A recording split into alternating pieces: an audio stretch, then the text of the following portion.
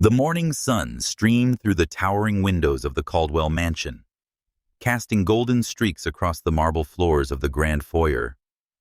Ethan Caldwell, a 28-year-old white American heir to the Caldwell real estate empire, stumbled through the heavy oak doors, his designer blazer wrinkled and his blonde hair disheveled from another night of reckless revelry. The scent of stale champagne clung to him, and his bloodshot eyes squinted against the light. At the top of the sweeping marble staircase stood his father, Richard Caldwell, an imposing figure in a tailored navy suit, clutching a newspaper with a grip so tight his knuckles whitened. Ethan swayed slightly, catching himself on a gilded console table. "Morning, Dad," he slurred, flashing a lopsided grin. "Rough night, but I'm fine. You should have seen the yacht party. Epic." Richard's face darkened. His jaw clenched as he descended the stairs with deliberate steps, each echoing like a gavel in the silent mansion. The household staff, usually bustling with activity, had vanished, sensing the storm brewing. Richard thrust the newspaper forward, the headline screaming in bold black letters. "Caldwell Heir wrecks yacht. Injures 3. Below it, a grainy photo captured Ethan at the helm, laughing as the vessel crashed into a marina dock. "That's it, Ethan!" Richard's voice boomed, reverberating off the crystal chandelier above. "I've had enough." His gray eyes burned with a fury Ethan rarely saw, veins pulsing at his temples. "This is the last time you drag our name through the mud." Ethan ran a hand through his hair, smirking despite the pounding in his head. "Come on, Dad. It's not a big deal. A few scratches. Nobody died. I'll write a check and smooth it over. Same as always, right?"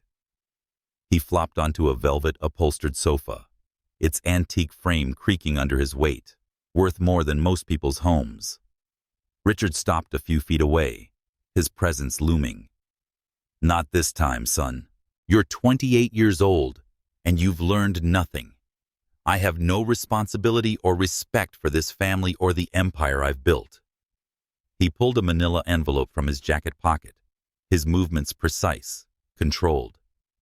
"You're cut off, effective immediately." Ethan sat up, the haze of his hangover dissipating as the words sank in. "Cut off? What does that even mean?" His voice cracked, a mix of disbelief and defiance. "Exactly what I said," Richard replied, his tone cold as steel. "Your credit cards are canceled. Your trust fund is frozen. The Porsche goes back to the dealership today. You'll learn what it means to live in the real world, not this bubble you've floated in your entire life." Ethan laughed, a hollow sound that echoed in the cavernous foyer. "This is ridiculous. Where am I supposed to live? What am I supposed to do?" He stood, pacing, his polished loafers clicking on the marble. Richard handed him the envelope, his expression unyielding. "Inside, you'll find an address, an apartment in Roxbury. You'll also find details of a job I've arranged at the Roxbury Community Hub. Minimum wage. You start on Monday." "Roxbury?" Ethan's face paled, his voice rising. "The projects? You can't be serious, Dad. That's wild." "I've never been more serious," Richard said, his gaze unwavering. "Your mother agrees with me. For once, we're united on your future. This isn't just punishment, Ethan. It's a chance to become the man you could be, not this spoiled caricature you've chosen." "And if I say no?" Ethan challenged, crossing his arms, waiting for the bluff to break. Richard's eyes narrowed. "Then you get nothing. Not a penny now. Not in my will. You'll be truly on your own." He paused, letting the weight of his words settle. "You have until tonight to pack one suitcase. Whatever fits, you take. Everything else stays here. Charles will drive you to your new apartment." "Dad, please!" Ethan's voice softened, a tremor betraying his bravado as reality crept in. "You can't do this." Richard said, "I'm done enabling you," turning to ascend the stairs. "Now you'll understand the value of everything you've taken for granted." He disappeared into the upper hall, leaving Ethan with the envelope clutched in his trembling hands. Ethan sank back onto the sofa, staring at the envelope as if it might burn him. He tore it open, scanning the contents. A lease for a studio apartment on Tremont Street, Roxbury, and a letter confirming his employment at the Roxbury Community Hub. The words blurred as panic tightened his chest. This wasn't a joke. His father, who'd always bailed him out, was serious. That evening, Ethan sat in the back of the family's sleek Mercedes for the last time, his single suitcase packed with designer clothes that would look absurd in his new neighborhood. Charles, the driver who'd ferried him since childhood, glanced at him in the rearview mirror, his weathered face etched with pity. "It might not be as bad as you think, Mr. Ethan," he offered softly. Ethan stared out the tinted window, watching Boston's affluent Back Bay give way to narrower streets and modest homes. "Yeah, right," he muttered, his throat tight with anger and fear. The car pulled up to a faded brick building, its paint peeling, a broken security gate swinging in the breeze.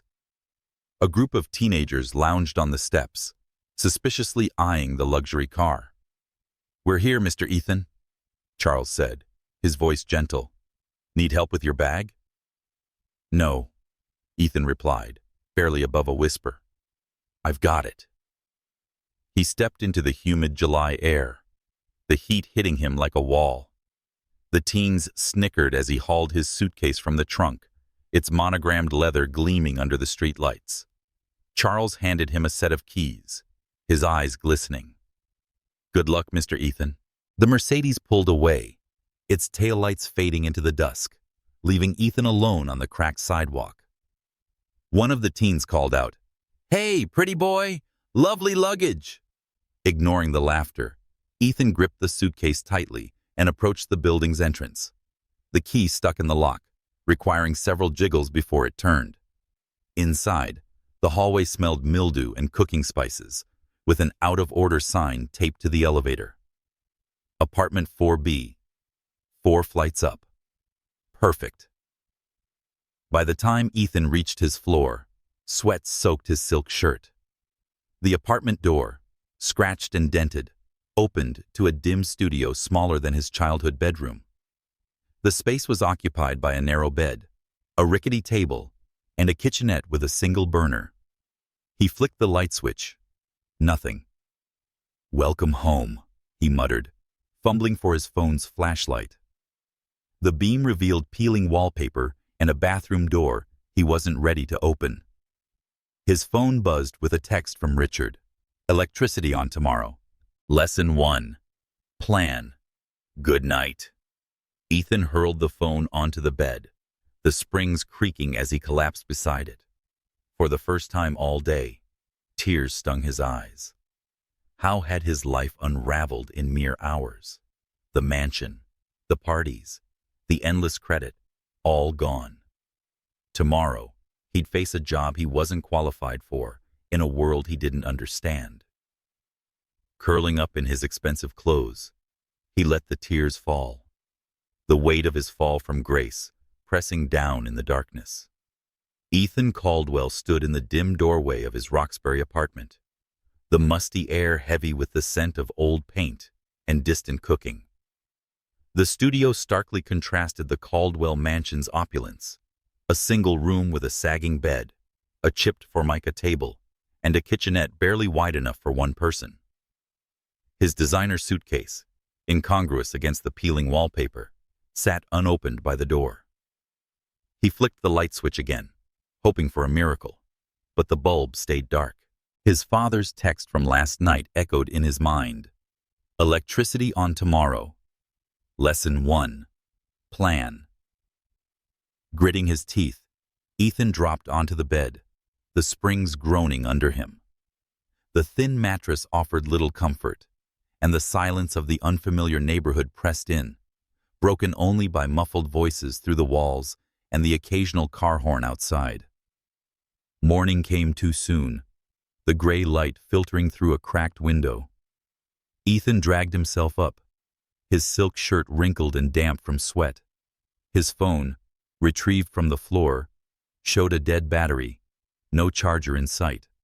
He rummaged through his suitcase, pulling on tailored trousers and a dress shirt, the only clothes he'd packed.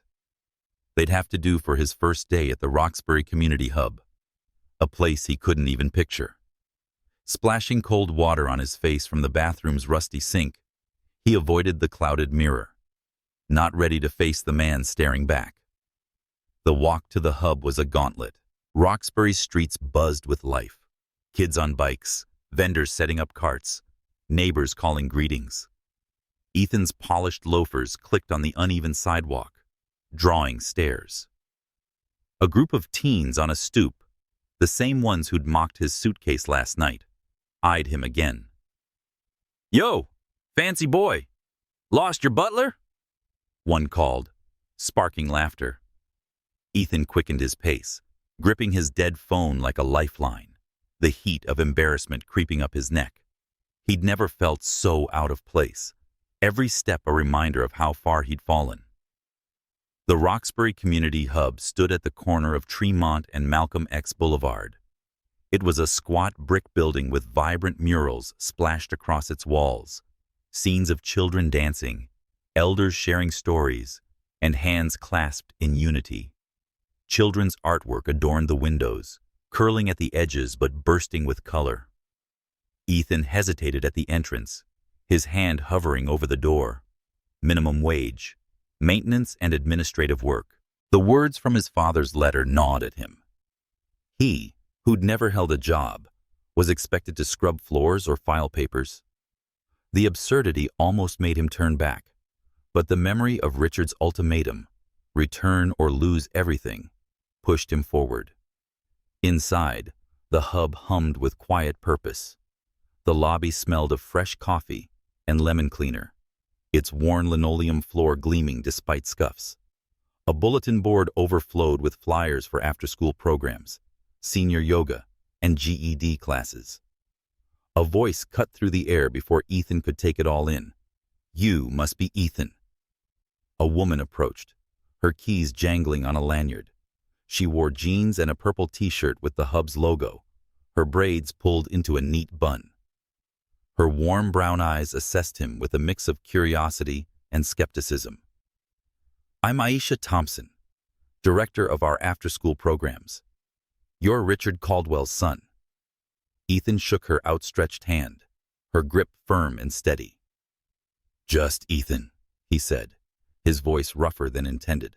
He caught the flicker of an eyebrow, but no comment on his evasion. Aisha's presence was commanding yet approachable, her posture radiating confidence, honed by years of leadership. "All right, just Ethan," Aisha said, a hint of amusement in her tone. "Let's get you started.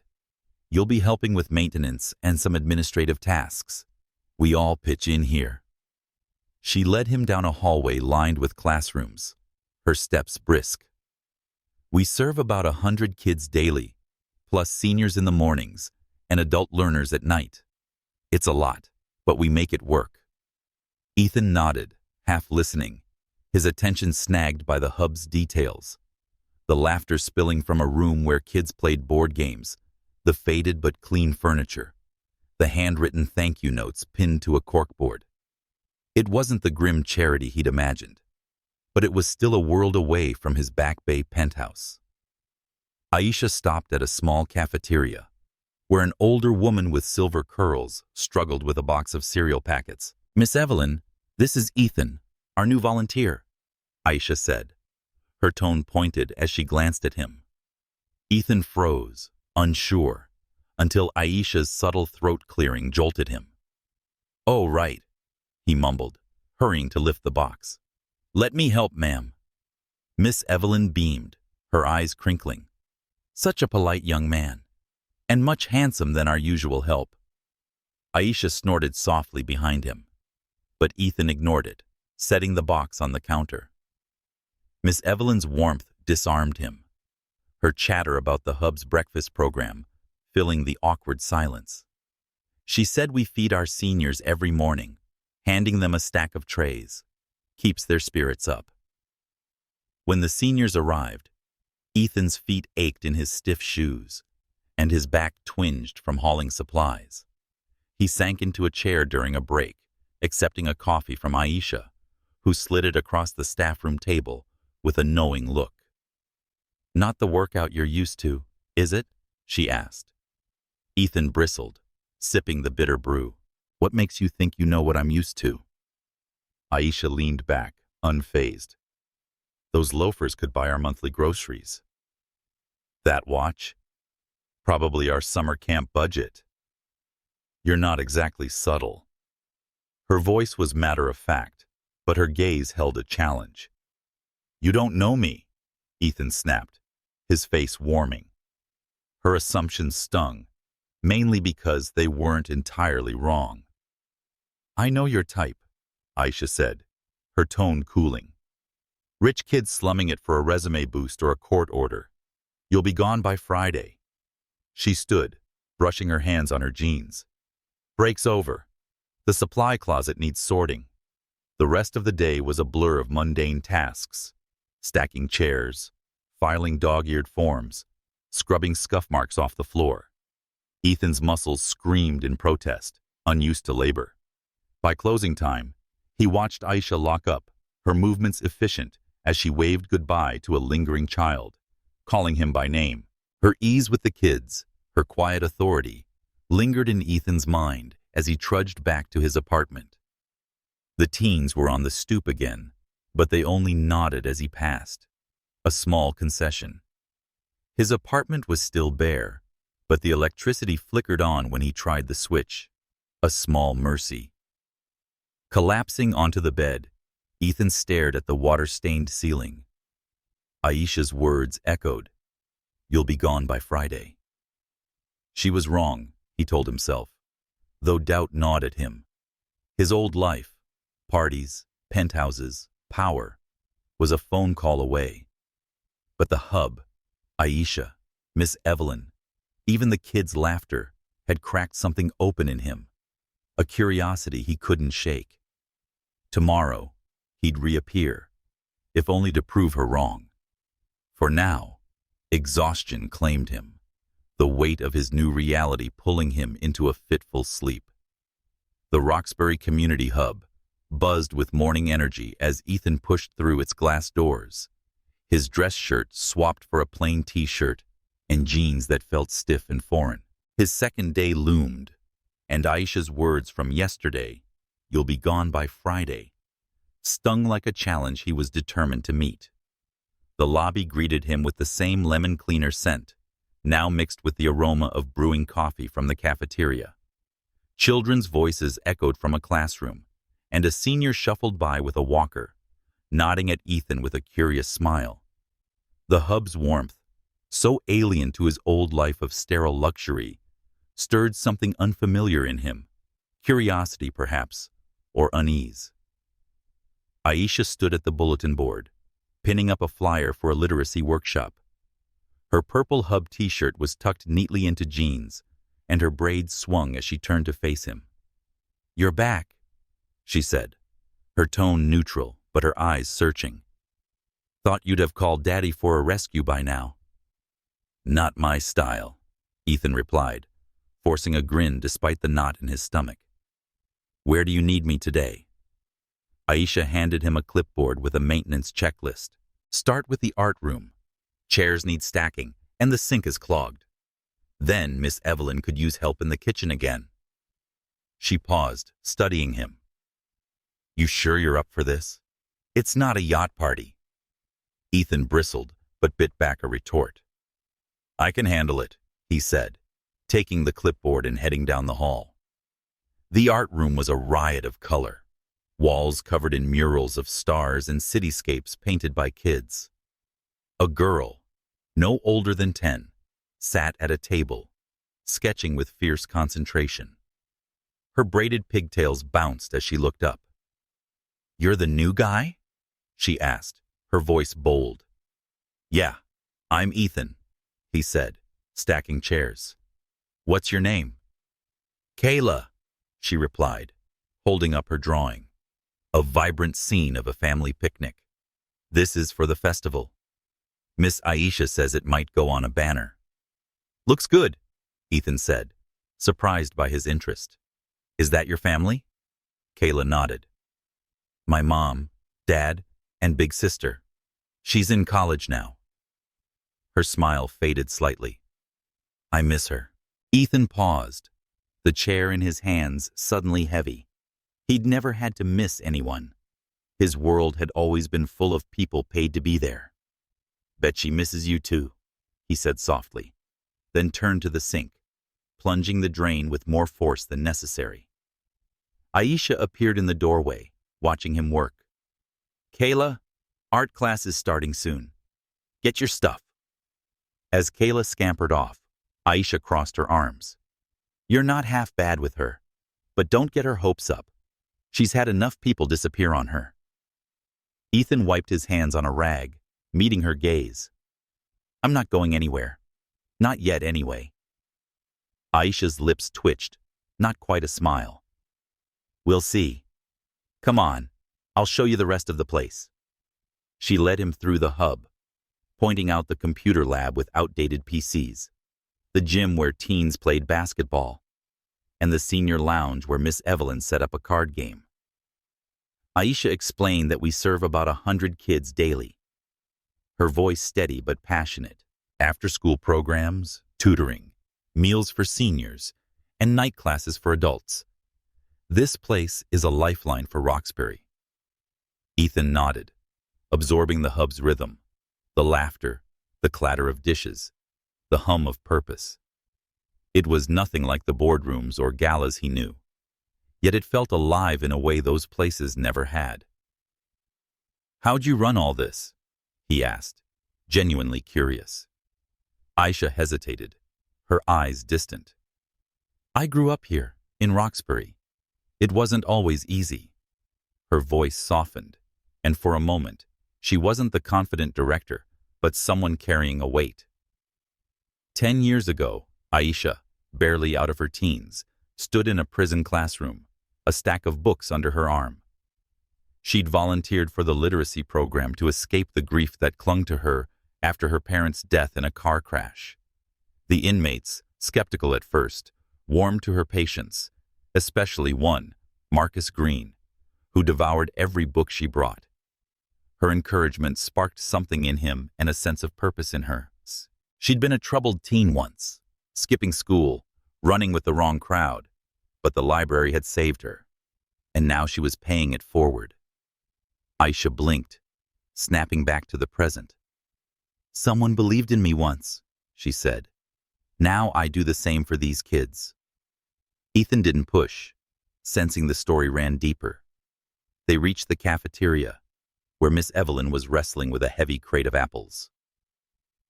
Ethan, be a dear and help, she called, her silver curls bouncing. He hurried over, lifting the crate with a grunt, his arms still sore from yesterday. Miss Evelyn patted his shoulder. You're a quick learner, handsome. Stick around, and we'll make something of you yet. Aisha snorted, but her eyes held a flicker of approval. He's got potential, Miss Evelyn, but let's not inflate his ego. She handed Ethan a tray of cups. Help set up for the seniors' breakfast. As Ethan arranged cups, Miss Evelyn's chatter filled the room. Stories of Roxbury's past, her days marching for civil rights, the hub's role as a community anchor. Aisha's the heart of this place, she said, glancing at him. She fights for every kid, every senior. Don't you go breaking her trust. Ethan's hands stilled. He said, I'm not here to break anything, his voice quieter than he meant. Miss Evelyn's gaze softened, but before she could reply, the seniors arrived, their voices a lively hum. Ethan served coffee, his movements clumsy but earnest, earning smiles and gentle teasing. During a break, Aisha slid a mug across the table to him, her expression unreadable. You're still here, she said. Why? Ethan sipped the coffee, wincing at its bitterness. Maybe I want to prove you wrong, he said, half joking. Or this place isn't what I expected. Aisha leaned forward, her voice low. You're used to buying your way out of trouble, Ethan. That won't work here. Those shoes? She nodded at his sneakers, already scuffed. They could feed our kids for a month. That watch could fund our art program. You're walking around with our budget on your wrist.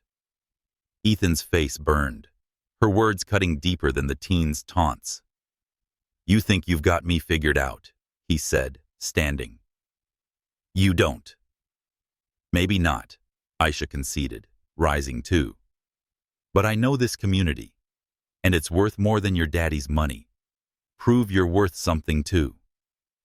She walked away, leaving him with the clipboard and a simmering resolve. As he scrubbed tables that afternoon, Kayla's drawing flashed in his mind. Her family, her pride. Aisha's story, brief as it was, lingered too. She'd clawed her way out of hardship to build this haven. Ethan didn't know if he could belong here, but for the first time, he wanted to try.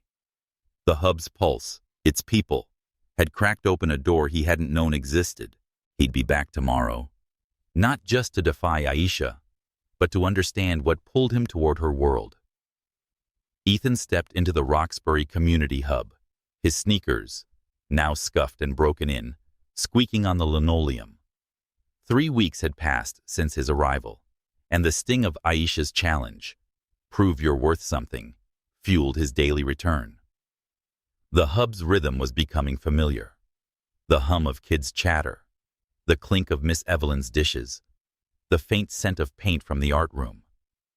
He'd traded his tailored shirts for thrift store tees, learning to stretch his meager paycheck for groceries and bus fare. Today, the lobby buzzed with anticipation for the upcoming Roxbury Festival, a fundraiser to save the hub's summer program. Ethan clutched a clipboard, its list of tasks a lifeline in this unfamiliar world. Aisha stood by the reception desk, reviewing a stack of flyers with Kayla, the young artist who'd shown Ethan her drawing days ago. These look amazing, Kayla, Aisha said, her voice warm. Your designs will make the festival posters pop. Kayla beamed, her braids swinging as she adjusted her sketchbook. Ethan caught her eye and gave a thumbs up, earning a shy grin. Ethan, Aisha called, waving him over. You're on setup duty today. The gym needs to move tables, and the banner poles are in storage. Her tone was brisk, but her gaze lingered, softer than before. Kayla, show him where the storage room is. Kayla led Ethan down a hallway, chattering about her festival ideas, a face-painting booth, a talent show. I'm gonna paint a dragon on someone's cheek, she declared, skipping ahead. Ethan smiled, her energy infectious. He hauled out rusty poles in the storage room while Kayla sorted bunting, her small hands deft. Have you ever done a festival before? She asked. Ethan said something like that. Memories of lavish galas flashing by. Events he'd planned with unlimited budgets. Big parties, lots of lights, but nothing like this. He hefted a pole, his arms stronger from weeks of lifting crates. This feels realer. Back in the gym, Ethan set up tables as Aisha directed volunteers. Miss Evelyn bustled in, balancing a tray of homemade cookies. For the festival bake sale, she announced, winking at Ethan. My mama's recipe. Folks will pay good money for these. She handed him a cookie, still warm. You're looking less like a lost puppy these days. Ethan bit into the cookie, its sweetness grounding him. Thanks, Miss Evelyn. Trying to keep up with you. Her laugh filled the room, and he felt a warmth he hadn't known in his old life of sterile luxury. As the morning wore on, Ethan overheard Aisha on a call in her office, her voice tight. I understand the grant was denied, but these kids need the summer program. Many have nowhere else to go. She paused, pinching the bridge of her nose. Yes, I know budgets are tight. We'll find a way. She hung up, leaning against the wall, her shoulders sagging momentarily before straightening, her resolve snapping back. Ethan lingered at the door, hesitant. Everything okay? He asked. Aisha's eyes flicked to him, her guard up. Just funding challenges. Nothing new. She brushed past him, but Ethan followed, his clipboard forgotten. I might know a thing or two about fundraising, he said cautiously. I used to organize events, big ones. I could help you brainstorm if you want. Aisha stopped, turning with a raised eyebrow. You? Fundraising for a community hub? That's a new one. Her tone was skeptical, but curiosity softened her expression. All right, Mr. Big Events. Let's hear it. They sat in her cramped office, surrounded by children's artwork and schedules pinned to a corkboard. Ethan suggested a silent auction, local business sponsorships, and a social media campaign. Ideas drawn from his past, but tailored to Roxbury's gritty charm.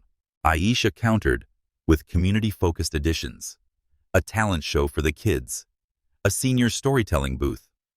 Her knowledge of the neighborhood's pulse, vendors who'd donate, families who'd rally, meshed with Ethan's knack for logistics.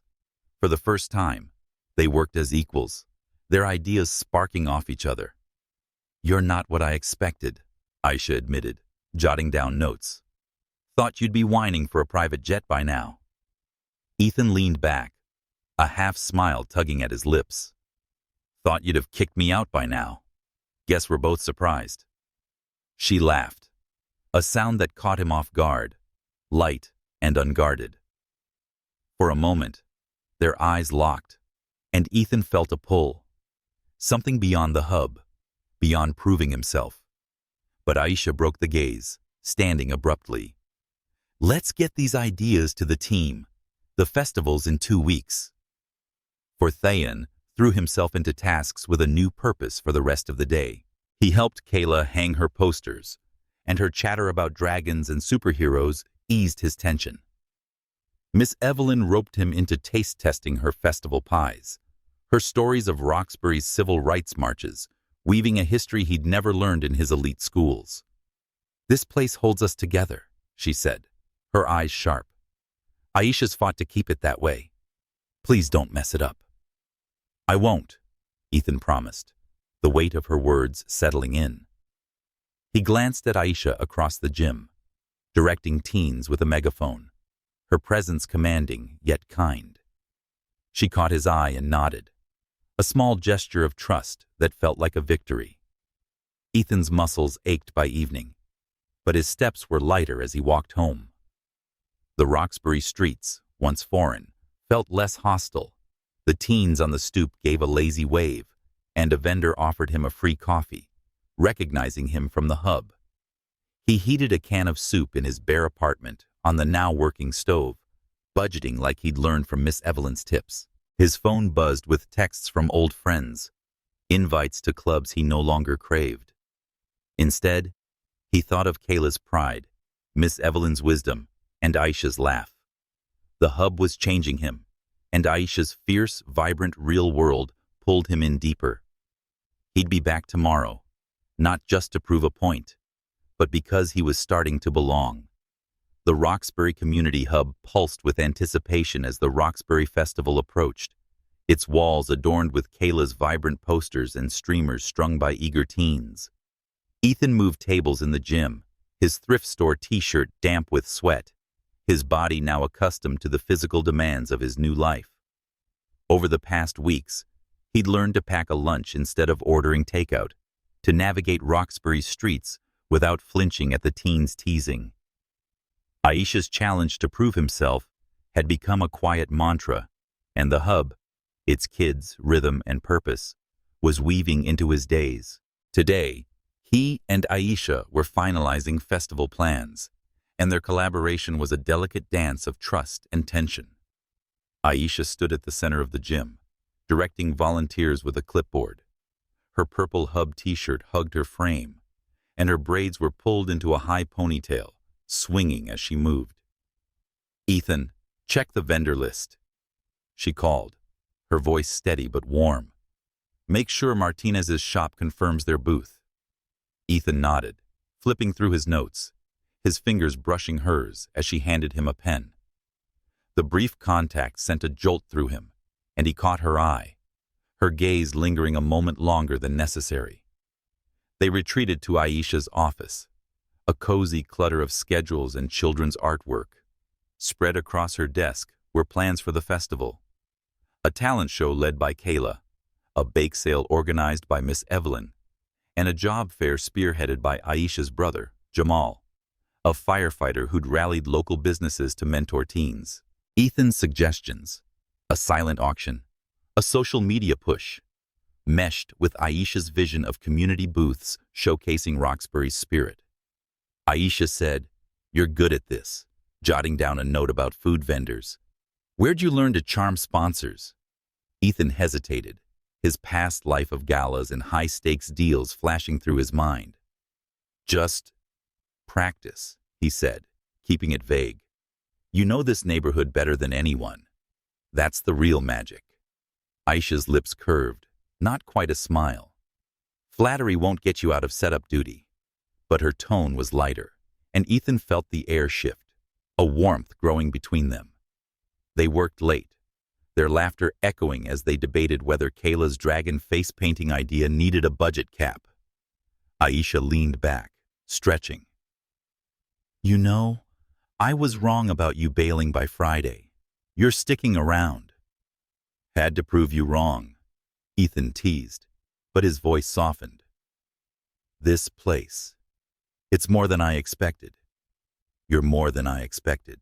Aisha's eyes met his, and momentarily, the room felt smaller, the space between them charged. She broke away, standing. "Come on, let's check the playground setup." The festival transformed the hub's playground into a vibrant carnival. Kayla's banners fluttered, Miss Evelyn's pies sold out within hours, and Jamal's job fair drew a crowd of teens eager for apprenticeships. Ethan operated the auction table, his charm coaxing bids from local shop owners. Aisha moved through the event, greeting families. Her smile was radiant as she hugged a shy Kayla after her talent show performance. As dusk fell, they found a quiet moment by the playground swings, the air cool and the festival's noise fading. "You pulled this off," Ethan said, sitting on a swing. "This is your world, Aisha." She sat beside him, her swing creaking. "Not just mine. Everyone here made it happen. Kayla, Jamal, Miss Evelyn, you." She paused, her voice softer. "I haven't always been here, you know. After my parents died, I left Roxbury for 2 years. I went to Atlanta, worked odd jobs, and tried to outrun the grief. But this place called me back. These kids, this community, they're my anchor." Ethan listened, the weight of her words settling in. He wanted to reach for her hand, to bridge the gap, but a voice cut through the night before he could. "Ethan Caldwell? No way!" Lauren, a friend from his old life, tottered toward them in designer heels, her perfume sharp. Her friends, clad in expensive coats, trailed behind, their laughter jarring against the festival's warmth. "We've been texting you for weeks. Your dad said you were finding yourself. But this?" She gestured at the playground, her nose wrinkling. Ethan's stomach dropped. "Lauren, I'm busy," he said, standing, his voice tight. Aisha's eyes narrowed, flicking between them. "Caldwell? As in Caldwell Enterprises?" Her tone was sharp, the trust they'd built fraying. "It's not what you think," Ethan started, but Lauren cut in, oblivious. "Oh, come on, Ethan. You're slumming it for some charity stunt? Daddy must be thrilled." She turned to Aisha, her smile patronizing. "You're the director. So sweet, he's helping out." Aisha stood, her posture rigid. "I need to check on the kids," she said, her voice ice cold. "Excuse me." She walked away, her steps quick, leaving Ethan frozen. "Aisha, wait," he called, but she didn't turn back. Lauren slid onto the swing, unfazed. "She'll get over it. Come out with us. Back to civilization." Ethan shook his head, his heart pounding. I have to fix this. He left Lauren mid-sentence, jogging after Aisha. He found her in the gym, stacking chairs with fierce precision.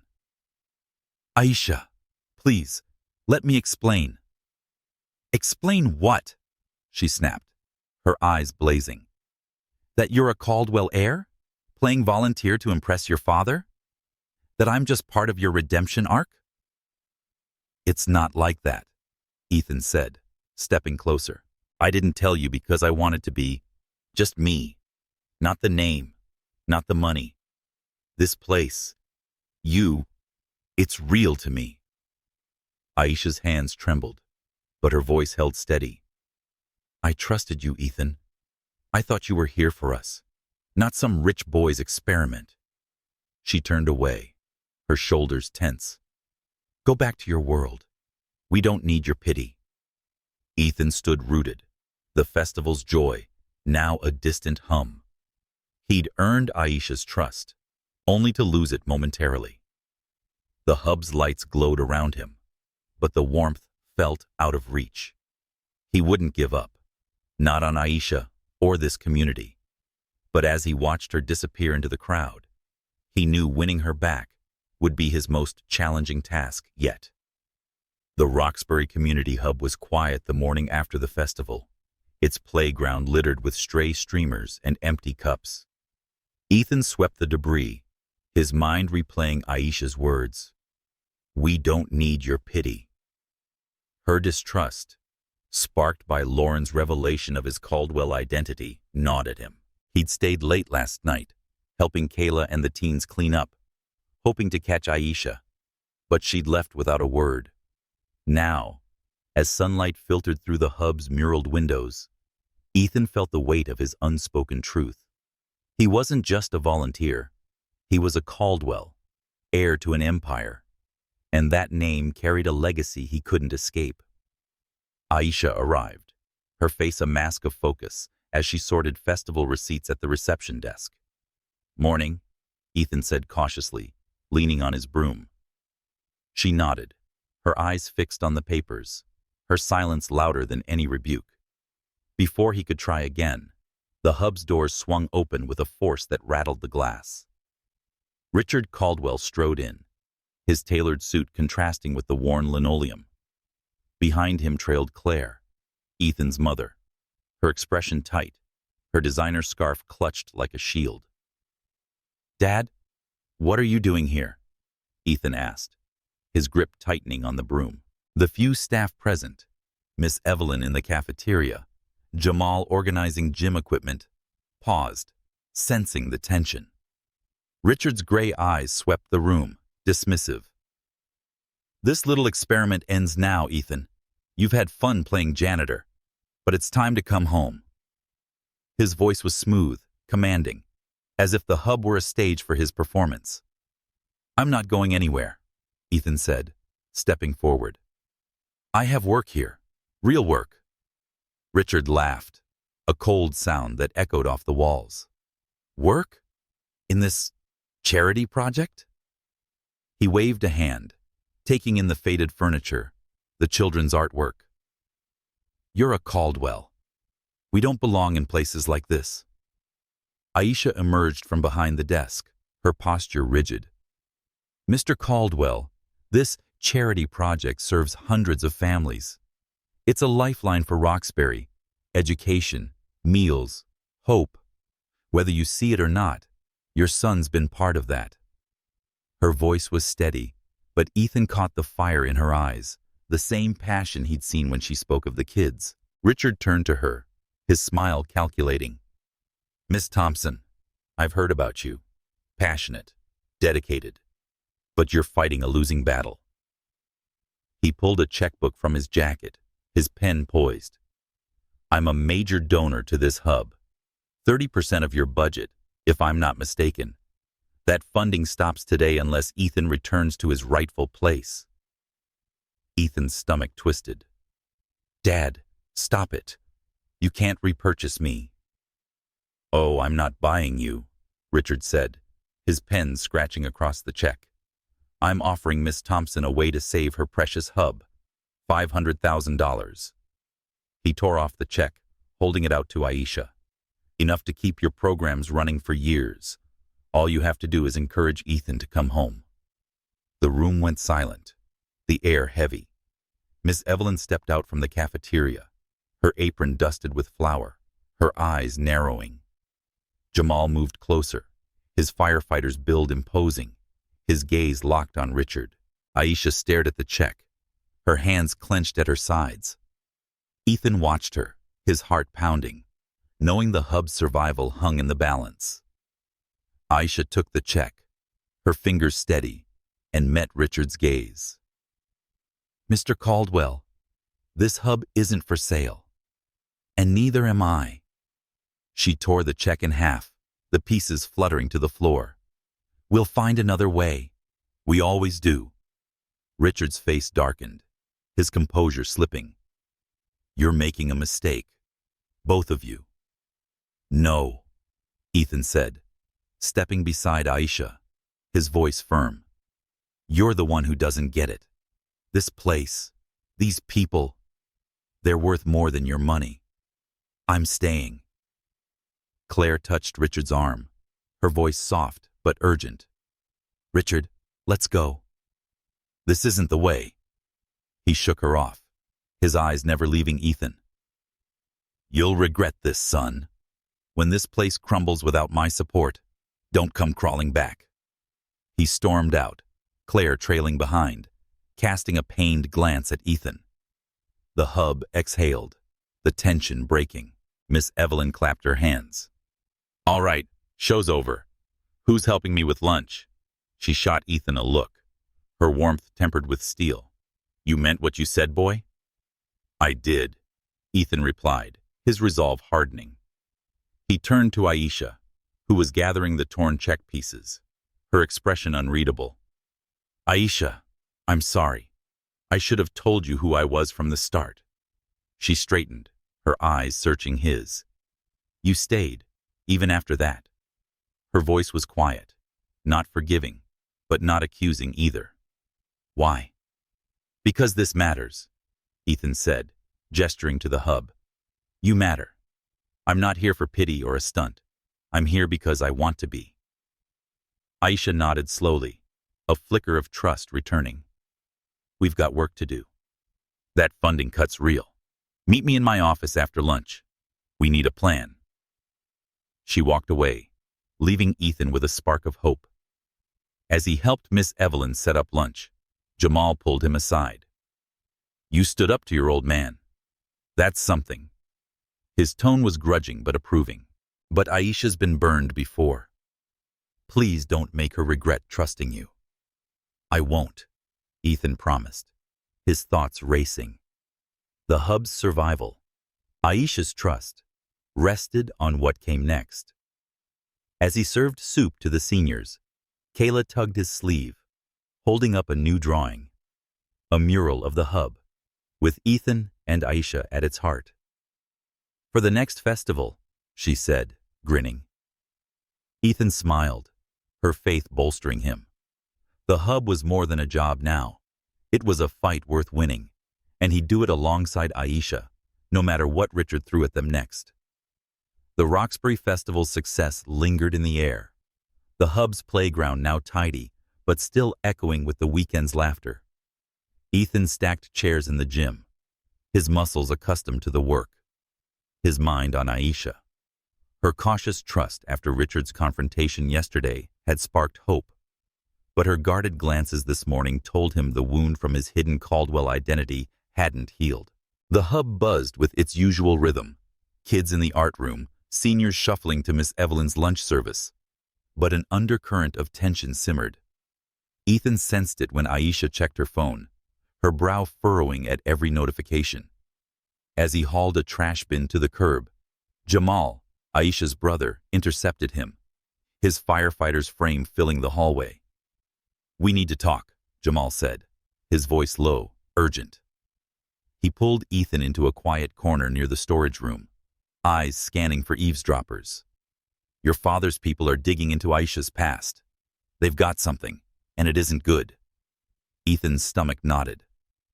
What kind of something? He asked, setting the bin down. Jamal hesitated, his jaw tight. 10 years ago, Aisha was engaged to Marcus Green. He was in prison for armed robbery, a one-time mistake. They met when she volunteered at a literacy program. He died in a riot, saving my life when I was a rookie guard.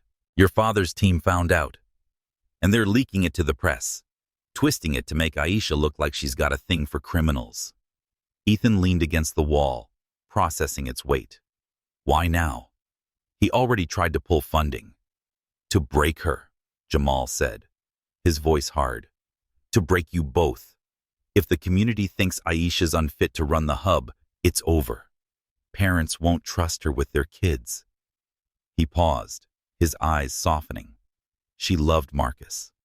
His death broke her, sent her running to Atlanta for 2 years. She doesn't deserve this. Ethan's chest tightened, imagining Aisha's pain. We can't let this happen. She's the heart of this place. Jamal nodded, his expression grim. I'm telling you because she won't. She's in her office, trying to act like everything's fine. But I know my sister. She's scared. Ethan found Aisha at her desk, surrounded by festival receipts, her phone buzzing with ignored calls. She looked up, her eyes weary but defiant.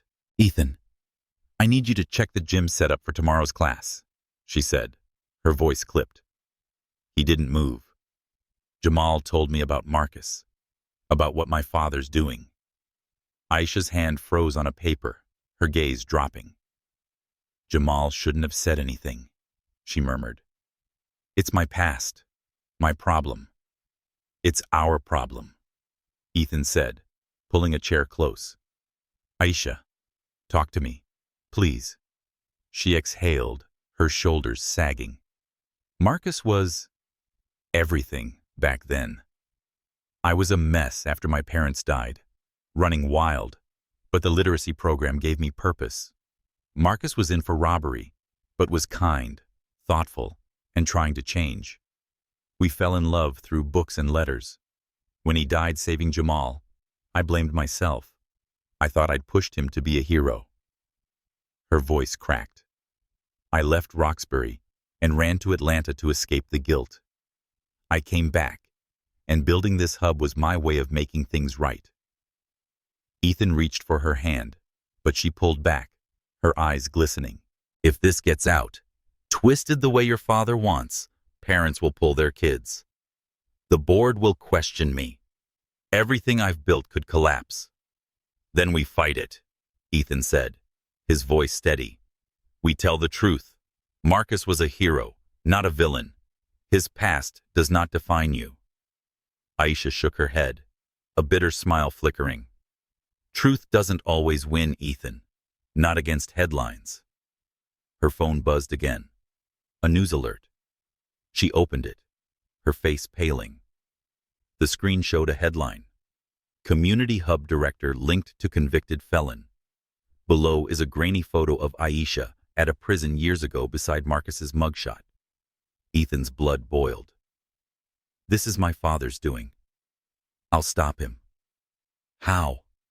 Aisha asked, her voice raw. He's got money, power. We've got, what, a bake sale? We've got this community, Ethan said, standing. And I'm not letting him tear it down. As they spoke, Miss Evelyn burst in, her apron askew. News van's outside, she said, her voice urgent. They're talking to parents, asking if they trust Aisha. Kayla's mom is out there, trying to set them straight, but it's getting ugly. Ethan and Aisha rushed to the lobby, where a crowd of parents gathered, murmuring. Kayla clung to her mother, her eyes wide. A reporter shoved a microphone at Aisha. Miss Thompson, is it true you were engaged to a criminal? Are parents safe trusting you with their children? Aisha froze, her hands trembling. Ethan stepped forward, his voice firm. No comment. This hub is about kids, families, and the community, not rumors. Back off. Jamal appeared, guiding the reporter out with a stern glare. Let's keep this calm, folks, he said to the parents. Aisha's given everything to this place. You know her. Kayla's mom nodded, stepping up. My girl's safe here. Aisha's family to us. The crowd softened, but the tension lingered. Back in her office, Aisha sank into her chair, her face buried in her hands. They're not wrong to question me, she whispered. What if I'm not enough? Ethan knelt beside her, his voice low. You're more than enough. You built this place from nothing. Marcus's story doesn't change that. Let me help you fight this. Aisha looked at him, her eyes searching. Why do you care so much? Because you showed me what matters, Ethan said, his heart pounding. This hub, these people, you. I'm not walking away. Aisha's gaze softened, but before she could respond, Jamal knocked. The board is calling an emergency meeting tonight. They're worried about the headlines. He looked at Aisha, his expression heavy. I'm sorry I didn't warn you sooner about Marcus. I thought it was buried.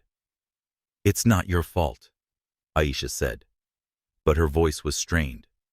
She stood, squaring her shoulders. We'll face the board together. Ethan, you in? He said, a fire igniting in him.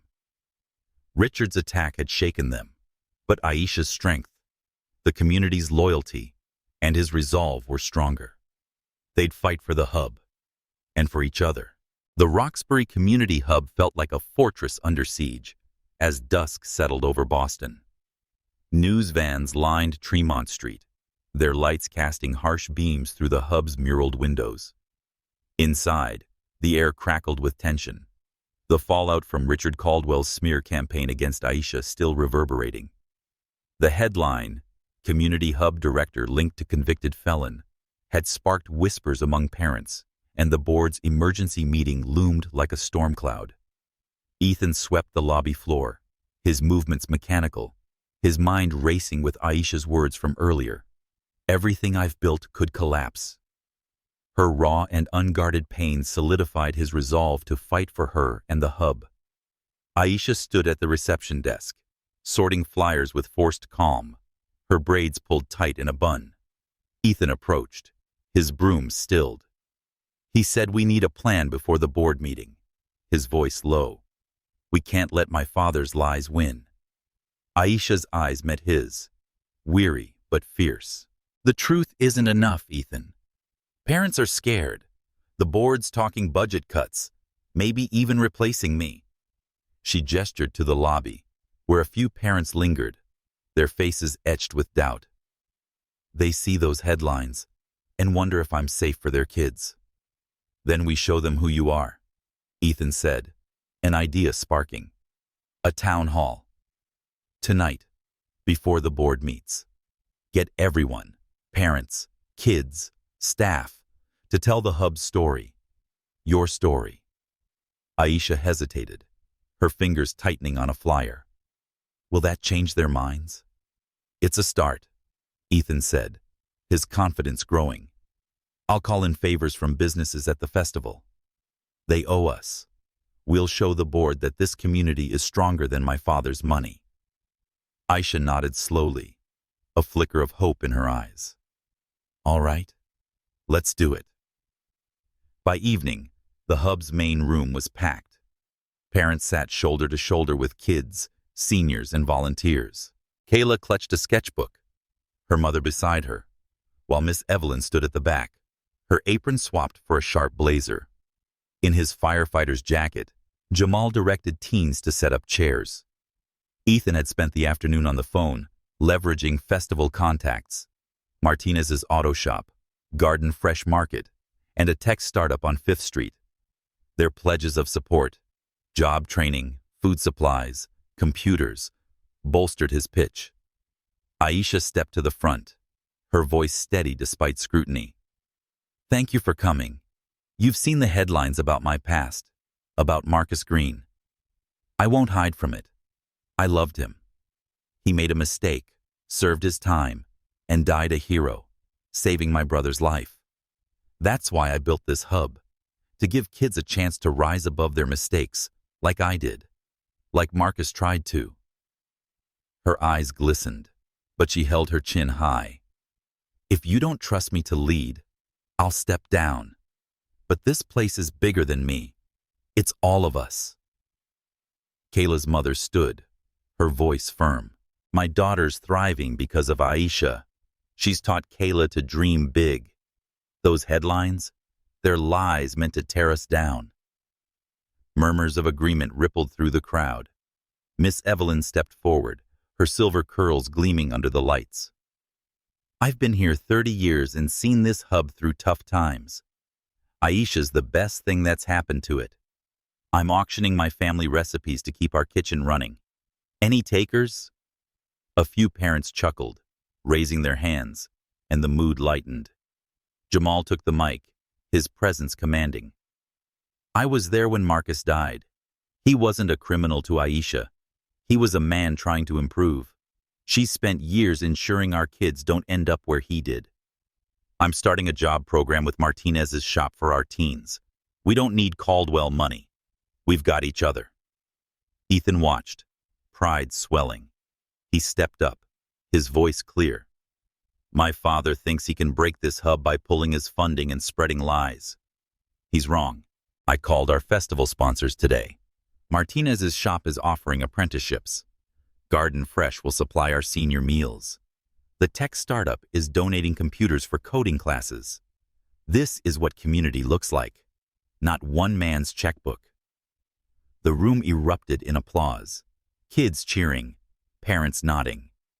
Kayla held up a new drawing, a mural of the hub's people, Aisha at its center.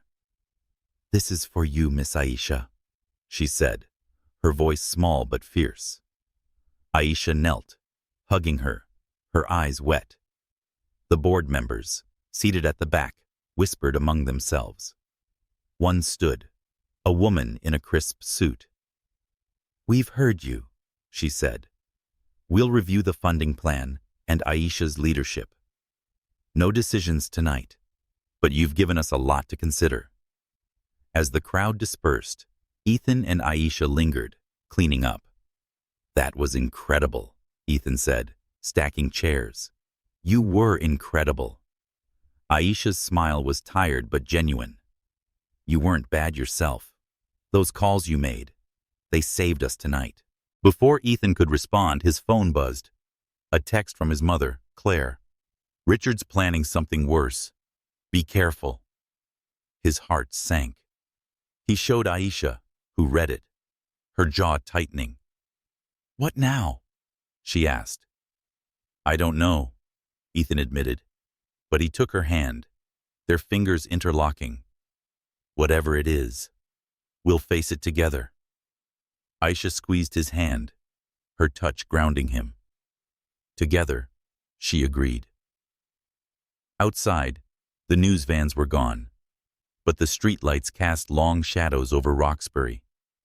Richard's next move loomed, but the hub stood for now, firm, its community unbreakable.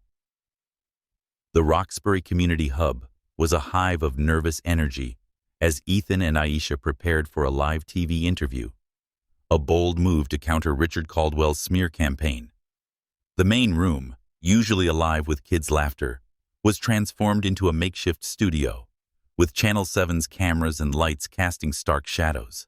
Volunteers bustled, setting up chairs for community supporters, while Miss Evelyn handed out coffee to parents and seniors.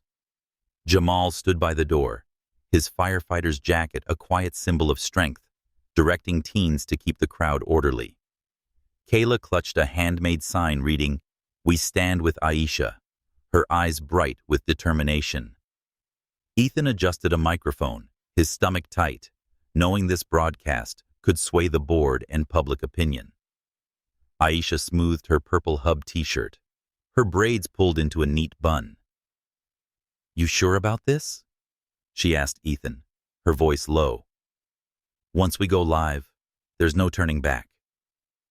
We've got the truth, Ethan replied, his hand brushing hers. And this community. That's enough. Her nod, firm but nervous, sealed their pact. The reporter, Linda Chen, adjusted her earpiece, her smile practiced. We're live in 5, 4, 3. The cameraman signaled and the room hushed. Good evening, I'm Linda Chen, reporting live from the Roxbury Community Hub, where a scandal involving director Aisha Thompson has sparked debate. Aisha and volunteer Ethan Caldwell are with me. Aisha, let's address the allegations. You were engaged to a convicted felon, Marcus Green. Is this true? Aisha took a deep breath, her voice steady. Yes. Marcus made a mistake. Armed robbery. No one was hurt. I met him while volunteering at a prison literacy program. He was kind, driven to change. He died saving my brother's life in a prison riot. That's why I run this hub, to give kids a chance to rise above mistakes, like Marcus did, like I did. Jamal stepped forward from the crowd, his voice strong. I was there. Marcus was a hero. Aisha's spent years building this place to honor that. Parents nodded, Kayla's sign bobbing in support. Before Ethan could speak, the hub's doors burst open. Richard strode in, his suit immaculate, his face thunderous. This farce ends now, he barked. Ethan, get away from those cameras. Ethan stood his ground, his voice icy. I'm not your pawn anymore, Dad. The crowd murmured, tension crackling. A new figure stepped into Richard's path. Claire, Ethan's mother, her designer coat draped over a simple blouse, her eyes blazing with a resolve Ethan had never seen. No, Richard, she said, her voice cutting through the room. You're not stopping this. Richard grabbed her arm, his tone low and dangerous. Claire, don't be foolish. I've been foolish too long, she snapped, pulling free. She turned to Linda Chen. If you're interested in the truth about Richard Caldwell, I have a story to tell. Linda's eyes lit up. Mrs. Caldwell, please join us. Ethan stared, stunned, as Claire sat beside him, her hands steady as she opened her purse. 15 years ago, Claire stood in the Caldwell mansion, confronting Richard about a stack of letters from a mistress. His charm disarmed her, but her father's will, tying her family's fortune to their marriage, kept her silent. She stayed for Ethan, swallowing her pride as Richard's manipulations grew, his empire built on her inheritance and questionable deals. But watching Ethan find purpose in Roxbury had stirred something in her. A refusal to let Richard destroy her son's new life. Claire faced the cameras, her voice clear. Richard's fortune wasn't built on genius. It came from my family's money, with a condition. If I divorce him, it goes to charity. For years, I stayed quiet through his affairs, his bullying of Ethan, but no more. She pulled a file from her purse. These records include Richard's deals, bribes, tax evasion, coercion. Some are unethical, some illegal. The room gasped. Richard's face paled. You'll regret this, he snarled, stepping toward her. No, Claire said, unflinching. I regret not doing this sooner. I regret letting you twist Ethan into your image. He's found himself here, no thanks to us. Linda leaned forward, her voice eager. Mrs. Caldwell, are you saying Richard's business practices broke the law? Some did, Claire replied, her gaze locked on Richard. The evidence is here. Ethan's throat tightened, pride and shock mingling. Mom, he whispered, her hand finding his, squeezing gently. Richard looked around at the cameras, the hostile crowd, and Aisha's defiant stare. This interview is over, he spat, turning to leave. Not so fast, a new voice called. A group of men in suits entered, one flashing an FBI badge. Mr. Caldwell, we need to discuss specific financial transactions. The room erupted, cameras swinging to capture Richard's stunned expression as agents approached. Linda spoke rapidly into her microphone, narrating the chaos. Aisha gripped Ethan's hand, her touch grounding. You okay? she asked. I don't know, Ethan admitted, watching his father being led away. Claire speaking quietly with an agent. But I will be. Miss Evelyn pushed through, her voice brisk. Phones are ringing, other centers offering support. Boards backtracking already. Jamal smirked. Nobody wants to be on the wrong side now. Linda turned to Ethan and Aisha. What's next for you two? Ethan looked at Aisha, her strength anchoring him. Whatever it is, we face it together. Aisha's smile, tear-streaked but resolute, echoed his. Together. The Roxbury Community Hub was a quiet sanctuary after the chaos of Richard Caldwell's arrest, but a new storm brewed beneath its calm surface. Ethan sat in Aisha's office, sorting donation pledges from the festival, his mind replaying the live TV interview where his mother, Claire, had exposed his father's crimes. The hub's survival seemed secure. Local businesses had stepped up, and the board had backed Aisha's leadership. But Claire's warning text lingered. Richard's planning something worse. Ethan glanced at Aisha, who was reviewing emails, her brow furrowed. Their hands had brushed during cleanup last night. A silent promise to face whatever came next together. But the air felt heavy with unspoken fears. A knock broke the silence. Jamal entered, his firefighter's jacket slung over his shoulder, his face grim. Ethan, we've got a problem. Your father's lawyer poked around the fire station, asking about Aisha's past. They know about Marcus, and it's worse than we thought. Ethan's heart sank. What do you mean, worse? He asked, setting aside the pledges. Jamal hesitated, glancing at Aisha, who looked up, her expression guarded. Marcus Green didn't die in that prison riot, Jamal said, his voice low. He was put in witness protection. He had dirt on corrupt prison officials, so they faked his death to keep him safe. As a guard involved in the transfer, I knew I had to, but I was sworn to secrecy, even from Aisha. Aisha's pen clattered to the desk, her eyes wide. Marcus is alive? Her voice trembled, a mix of shock and betrayal. And you knew? All these years, while I grieved and blamed myself? Jamal's shoulders slumped. I wanted to tell you, but it could have put him in danger, put you in danger. I thought you were better off healing. Healing? Aisha stood, her hands shaking. I left Roxbury for 2 years, Jamal, trying to outrun that pain. You let me believe he was gone. She turned away, her breath ragged, as Ethan stood frozen, the weight of her hurt palpable.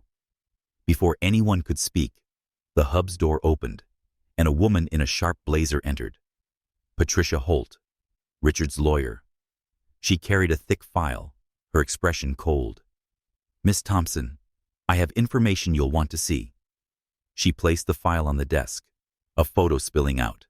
A man, older but recognizable as Marcus, playing with 2 children in a suburban yard. Marcus Green, now David Jones, lives in Colorado. Married, 2 kids. Your father, Ethan, arranged for Aisha to receive this today, along with proof that Jamal knew. Ethan's blood boiled. He said this is his last shot at breaking us, stepping between Aisha and Patricia. Why are you doing this? Patricia's smile was thin. Richard's instructions were clear. If he couldn't control you, he'd ensure Miss Thompson's trust in everyone, her brother, you, crumbles. She turned to Aisha. Marcus is flying in tomorrow. He wants to see you. Aisha stared at the photo, her fingers tracing Marcus's face. He's alive, she whispered, tears spilling.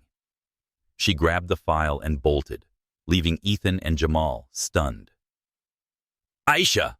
Ethan called, but she was gone, the hub's doors slamming behind her. He turned to Jamal, his voice sharp. You should have found a way to tell her, even if it was risky. I know, Jamal said, his eyes haunted. I thought I was protecting her, He headed for the door. I'll find her. Ethan spent the day searching her apartment, the coffee shop, and the park where they'd shared lunches. Finally, he thought of the playground. Their spot. Aisha sat on a swing, the file's papers scattered at her feet, her face streaked with tears. "Did you know?" she asked as he approached, her voice raw.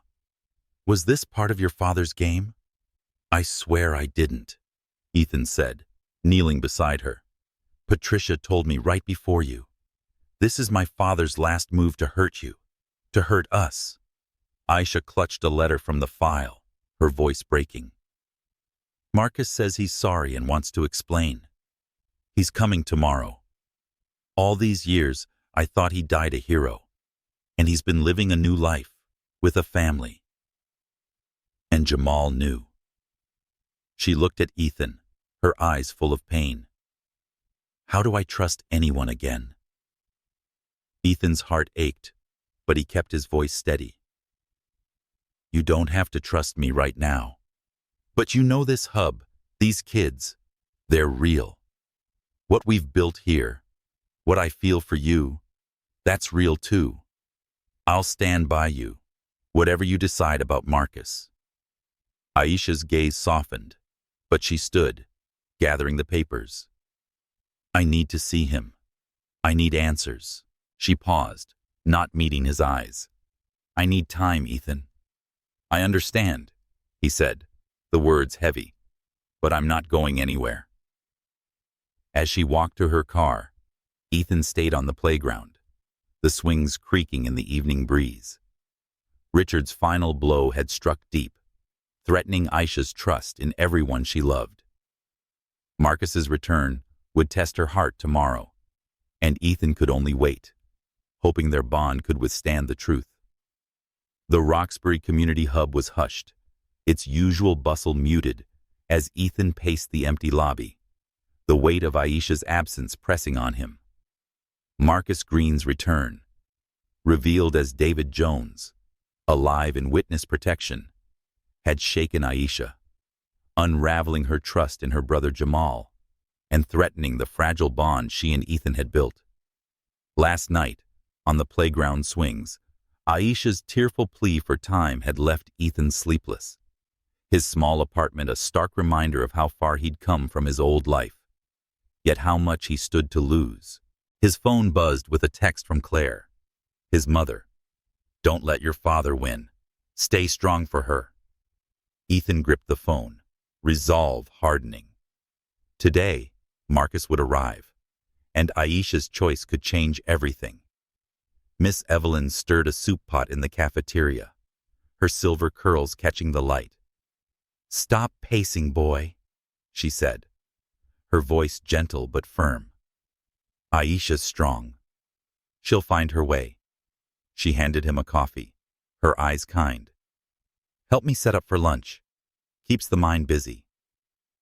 Ethan nodded, carrying trays, grateful for the distraction. Kayla bounced in, her sketchbook tucked under her arm. "Miss Aisha called in sick," she said, her voice small. "Is she okay?" Ethan forced a smile, ruffling her hair. "She'll be fine, kiddo. Just needs a day." But doubt gnawed at him as he arranged plates, the hub's warmth feeling hollow without Aisha. Jamal entered, his firefighter's jacket slung over his shoulder, his face haggard. "I tried her apartment," he said, slumping into a chair. "She won't open the door." "I messed up, Ethan. Keeping Marcus's secret.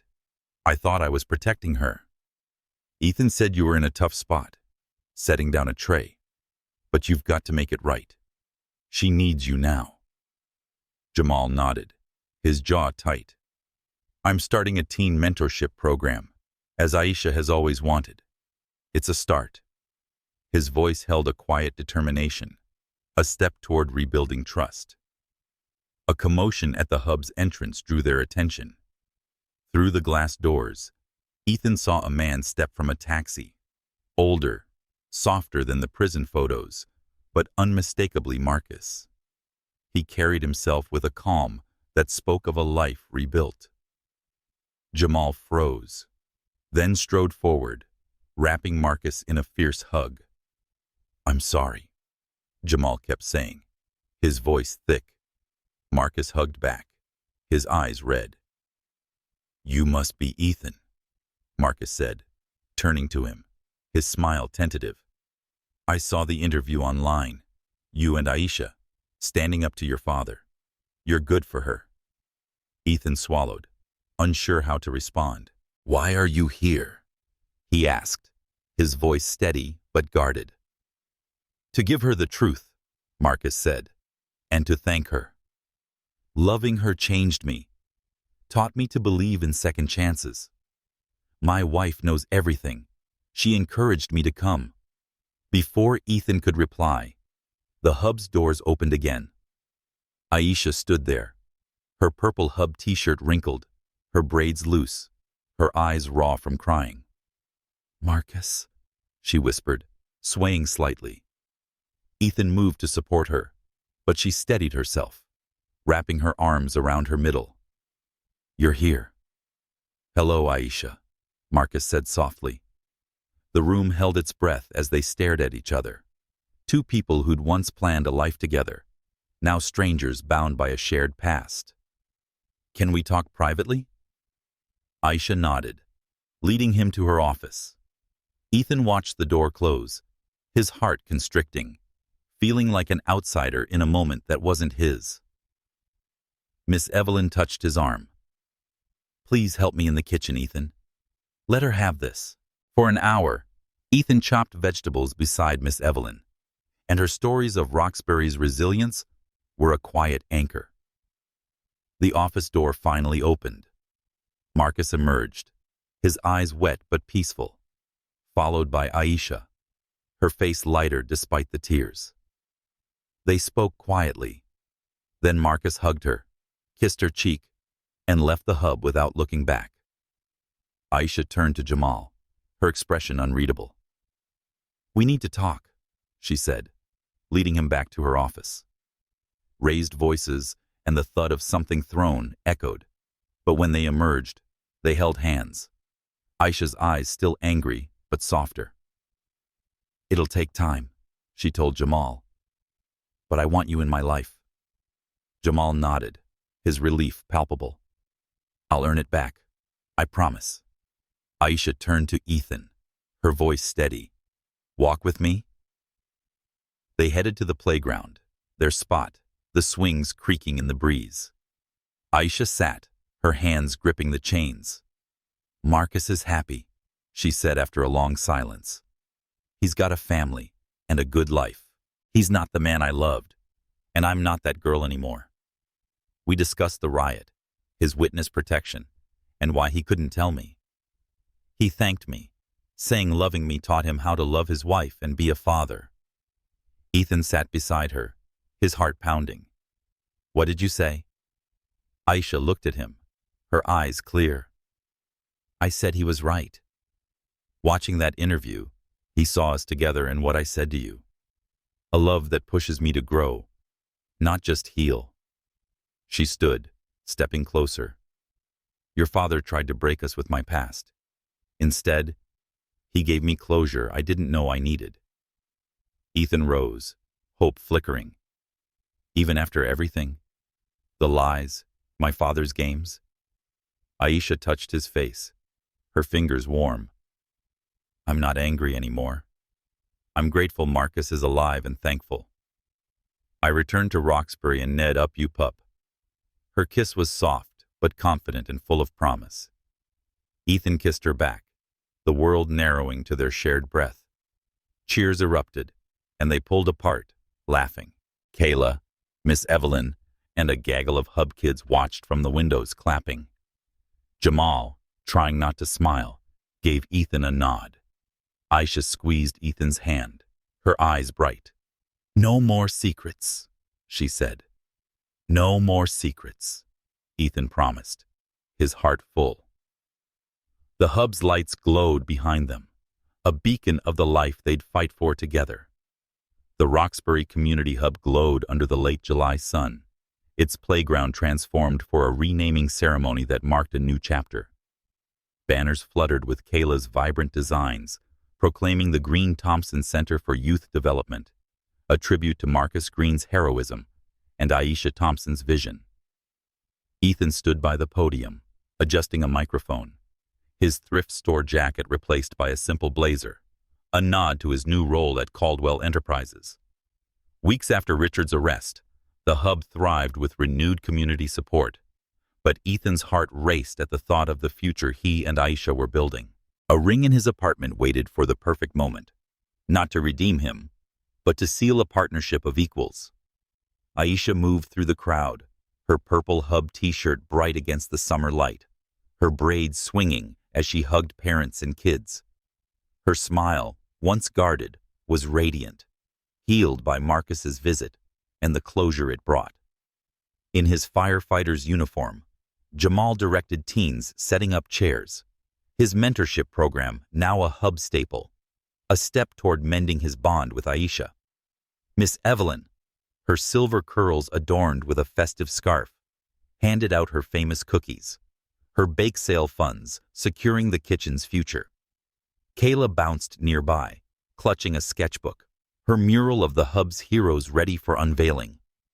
Ethan caught Aisha's eye, their shared glance a quiet promise. The ceremony began, and Aisha took the podium, her voice clear. "This center has always been about second chances," she said, the crowd hushing. "Marcus Green taught me that, and so have all of you.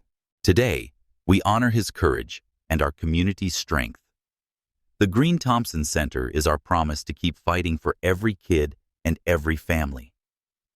The crowd cheered, Kayla's sign bobbing above the sea of faces. Ethan stepped up, his voice steady. "I came here thinking I'd lost everything. Instead, I found purpose, family, and love." He looked at Aisha, his heart full. "This center isn't just a building. It's us, together. And we're just getting started." Kayla's mother unveiled the mural, a vibrant scene of Aisha, Ethan, Marcus, and the hub's community, painted with Kayla's bold strokes. Applause erupted, and Miss Evelyn wiped her eyes, whispering, "That girl's gonna change the world." Jamal hugged Kayla, his pride evident and redemption unfolding through his work with the teens. Claire approached, her designer coat swapped for a simple dress, her face lighter since her divorce from Richard. She'd donated her family's fortune to charity, keeping only enough for a modest life, her choice a final break from Richard's shadow. "I'm proud of you," she told Ethan, squeezing his hand. "You've built something real here." The ceremony ended with music and laughter, kids chasing balloons, and parents sharing stories. Aisha pulled Ethan aside, her hand in his. "We did this," she said, her eyes shining. "Not just the center, but us." "I love you, Ethan." "I love you too," he said, his voice thick. He almost reached for the ring in his pocket, but a cheer from the kids, Kayla leading a chant, made him laugh, saving the moment for later. Soon, he promised himself. As they rejoined the crowd, a courier delivered a letter. Ethan opened it, his jaw tightening. It was from Richard, now convicted of fraud and serving a 5-year sentence. "You think you've won," it read, "but I'm not finished." The cryptic threat hung heavy, but Ethan tucked the letter away, sharing a look with Aisha. They weren't afraid. Richard's power was broken, his empire dismantled by Claire's evidence and Ethan's new path. Ethan had taken the interim CEO role at Caldwell Enterprises, not to reclaim his old life, but to redirect its resources. With Aisha as co-director, he'd established a foundation for urban youth, channeling funds to hubs like Roxbury across Boston. His days were now split between corporate meetings and the center, but he found balance in serving both worlds, his purpose rooted in Aisha and the community.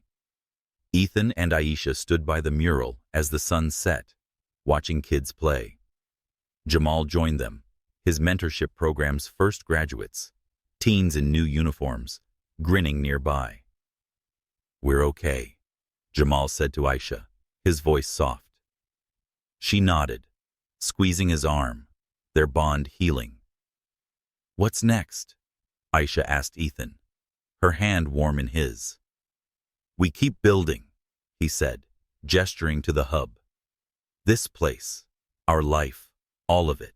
He looked at the mural, at Aisha's painted face beside his, and smiled. "I already have everything I need."